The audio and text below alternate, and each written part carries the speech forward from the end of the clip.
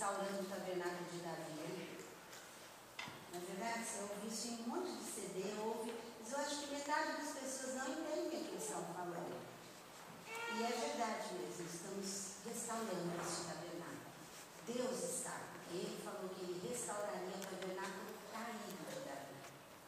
Eu quero dar uma introdução nisso hoje, para amanhã a gente poder estudar um pouquinho. Nós até estamos mexendo na matéria de louvor e adoração de IFC. Já disse para as pessoas que a gente tem que acrescentar o tabernáculo de Davi, porque é o que a igreja está vivendo nos últimos dias. Né? Então, eu trouxe aqui uma figura, dá para ver aí atrás? Dá para ver lá? Tabernáculo? Tá? Mais ou menos, né?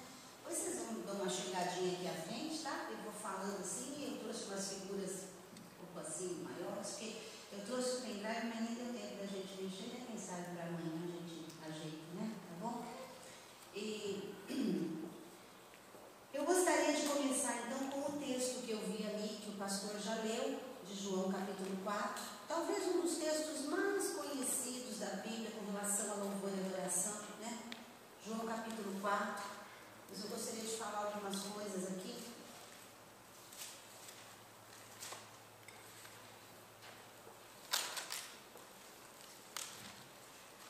João capítulo 4, né? O pastor já leu.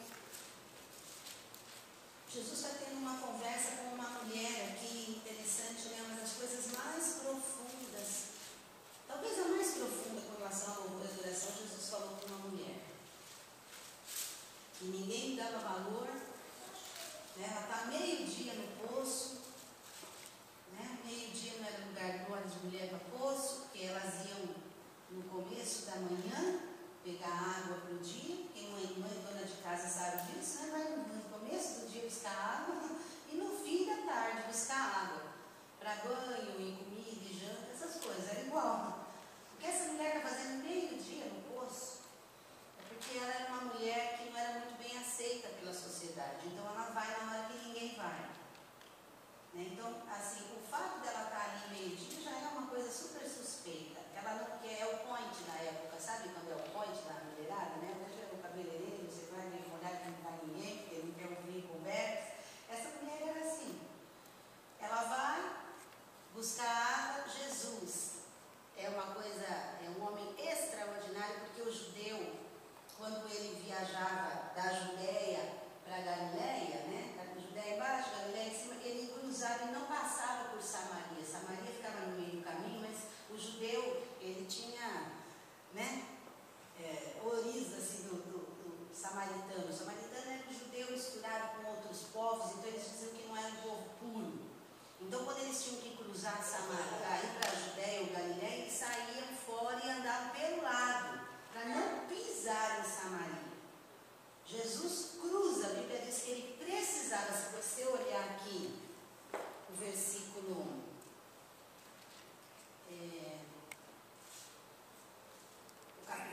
1 do capítulo 4, o 4:4, fala assim, o 3, capítulo 4, verso 3, deixou a Judéia e foi outra vez para a Galiléia, e era-lhe necessário passar por Samaria. Né? Algumas versões dizem, era preciso. Por que era preciso? Porque tinha uma mulher ao meio-dia no poço, com o coração desejoso de adorar a Deus, não sabia como. Essa necessidade não era uma necessidade geográfica, que Jesus podia cruzar. Era necessário porque ele sabia que havia uma mulher ali que buscava a Deus e não sabia como adorar. E a pergunta para essa mulher é tão sincera que quando primeiro ela deve ter se admirado de um homem falar com ela. Depois o homem ser judeu. Porque ela diz, tu, judeu, fala comigo, uma mulher samaritana, ela nem está acreditando no que está fazendo. Porque era tão desprezado isso que quase é impossível isso que está acontecendo. Mas Jesus vai no ponto, é tão interessante que João mostra, né, uma conversa tão íntima entre Jesus e aquela mulher, e a dúvida dela talvez seja a sua ou a minha. Veja lá,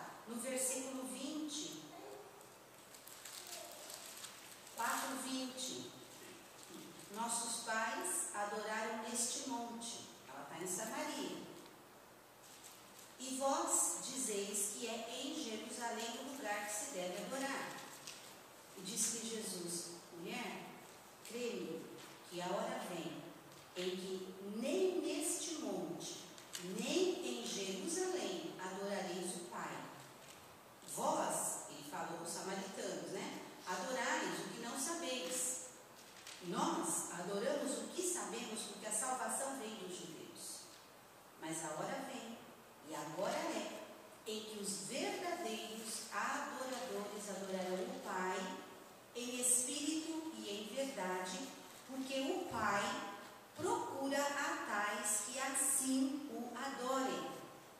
Deus é espírito e importa que o adoram, que os que o adorem em espírito e em verdade. Aleluia. Talvez seja uma das maiores revelações dadas por Jesus a uma pessoa. Que eu pergunto para você: você sabe o que ele quis dizer na profundidade? O que é um adorador em espírito e verdade? Porque a gente escuta falar muito disso. Eu também não sei, irmão. Vocês que eu ouvi falar, eu sei. Eu busco a revelação. Isso é tão profundo. É muito profundo isso aqui. Eu peço a Deus, porque o Pai procura. Essa expressão tem poucas na Bíblia. Só tem 2 tipos de pessoas que Deus procura na Bíblia: intercessores e adoradores. Os intercessores ele procura em Ezequiel. Ele diz: eu procurei alguém que estivesse na brecha. E ele continua procurando pessoas que se coloquem na brecha para que a ira dele não venha sobre a terra. Deus continua procurando intercessores. E Deus procura adoradores. Não é procurar de ele não saber onde está. Porque para nós procurar, né? Abre uma gaveta, meu Deus, eu sei que está aqui. Revira, revira, revira. Não é essa a ideia do procurar.